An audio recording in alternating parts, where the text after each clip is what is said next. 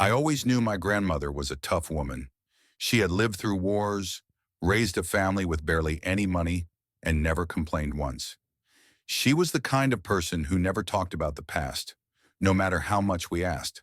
But in her final days, as she lay in a hospital bed with barely the strength to speak, she grabbed my hand and whispered something that shattered everything I thought I knew about my family.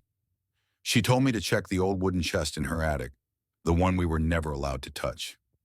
2 days later, after the funeral, I went to her house. It felt wrong being there without her. The house smelled the same, like old books and lavender. But now it was silent.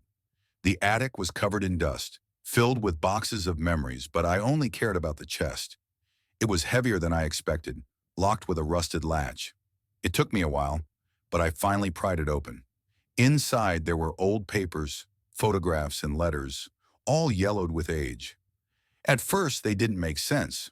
Just old documents in a language I barely recognized. But then I found a stack of birth certificates. One of them had my last name, but it wasn't for anyone I knew.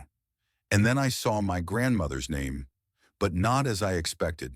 Her real last name wasn't the one we grew up with.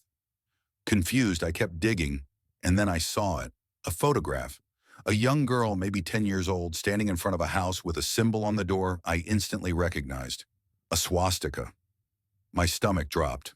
The next letter explained everything. My grandmother wasn't originally from our country. She had been born in Europe, but not in the way we thought. The story she told us about growing up poor in a small village was a lie. The truth was much darker.